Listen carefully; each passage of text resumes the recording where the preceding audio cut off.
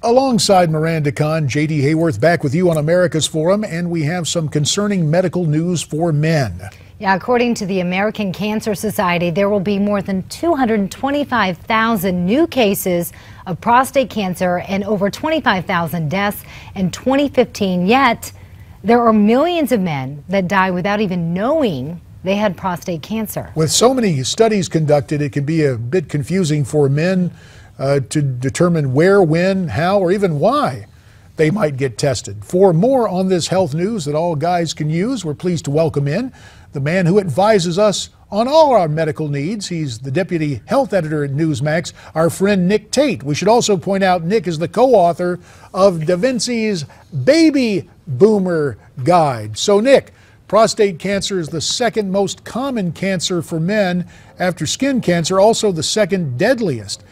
What is going on with screening at this point? Are there changes coming?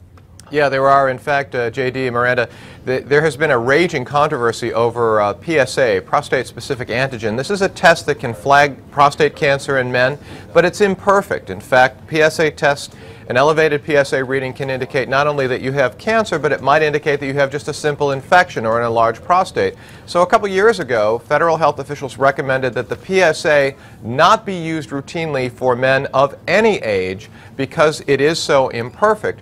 But doctors on the other side point out that it really is the only way we have of identifying men who have prostate cancer. And the latest research, a new study that's out this week, shows that in light of those recommendations, many men are not getting the PSA screening, and as many as 14,000 a year may die from aggressive forms of prostate cancer that might have been caught by the PSA. So what I think is likely to happen is there is going to be a reevaluation of who should get a PSA test, when it should be done, and at what ages. Can a test like that lead to life-saving treatments? The bigger issue here is this is one of those cases where a one-size-fits-all recommendation from federal health officials does not apply to everyone, and so men need to evaluate whether they are at risk, and if they are because of genetics and family history, they probably should get that PSA test. And there's been a new study about peanuts recently that's made headlines. Talk to us about that a little bit.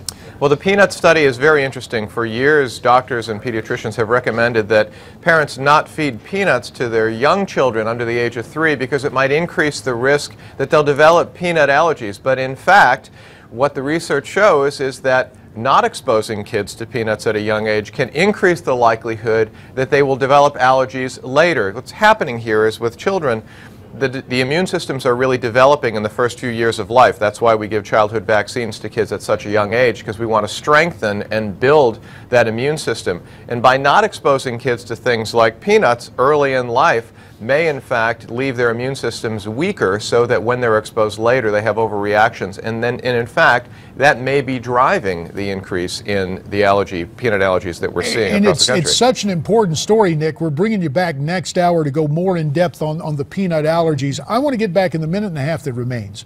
Very quickly, you talked about family and personal history. I'm kind of worried about these studies when they say, gee, you know, you can wait a few years until you're older to get the prostate screening.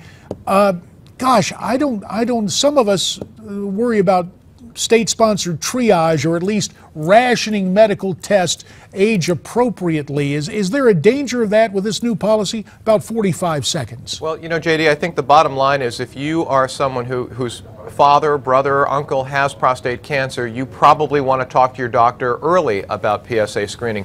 The benefit of the PSA is it can give you a baseline. Even in your 40s or your 50s, they can take that test and they can track it over time, and if your PSA is rising over time, it indicates that you may have a problem. It's not a one-time screen and you wait until you're older to get it done. If you're at risk, talk to your doctor. If in fact you have an elevated PSA, there are further tests that can indicate whether it's cancer, whether it's an aggressive cancer, and even if you have prostate cancer, it tends to be a very slow-growing cancer, and there are a variety of treatment options beyond surgery, radiation, and chemo. But the really place to start is talk to your doctor. And we will keep that in mind. Nick, we will also talk to you in the next hour about peanut allergies, and you can learn how to survive the baby boomer financial crisis with the newly released book, Da Vinci's Baby Boomers Survival Guide. Go to this website, babyboomers711.com.